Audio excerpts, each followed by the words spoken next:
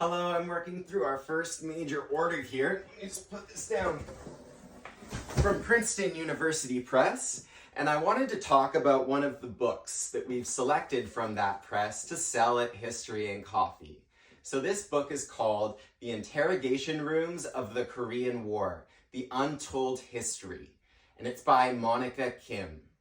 And what she does is she looks at the post-1945, so after World War II, international order that was falling into place and being constructed.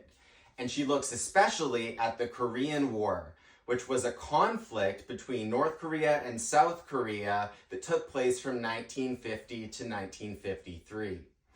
It was also a conflict between the United States and the Soviet Union in the emergent Cold War, where the United States was supporting the Republic of Korea, which was essentially South Korea, and the Soviet Union was supporting North Korea.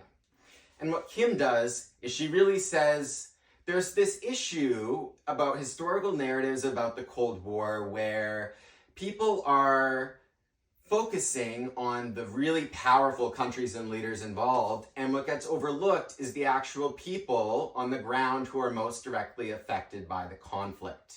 So she looks especially at interrogation rooms where Korean prisoners of war were brought in by the CIA and other countries and organizations, and they were asked a lot of questions. And what these prisoners of war sometimes found a way to do was to resist the questioning, to really push back against attempts to get them to say negative things about their countries and their identities. And so Kim identifies this sort of history from the ground up, a resistance to authority and power. That's really cool.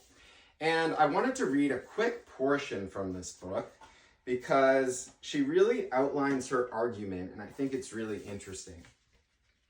Okay, she writes, "This book tells a story of the changing script of warfare in the mid-20th century through the war that was not a war, the Korean War. At stake in this conflict was not simply the usual question of territorial sovereignty and the nation-state. The heart of the struggles revolved around the question of political recognition, the key relational dynamic that formed the foundation for the post-1945 nation-state system.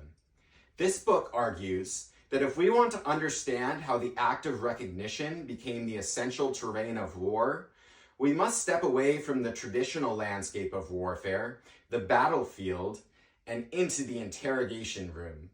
The mandate for war exceeded sovereign territorial borders and delved into the most intimate corner of humanity, the individual human subject.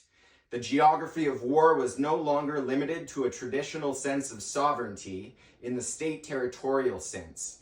Rather, the locus of war in the new post-war era was the interior worlds of individual people.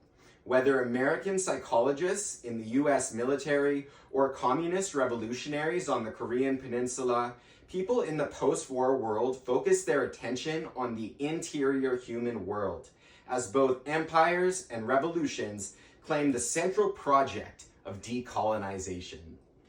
It's really amazing how she looks at these broad themes like decolonization and the Cold War and is able to amplify the voices of people that have been underrepresented in historical narratives.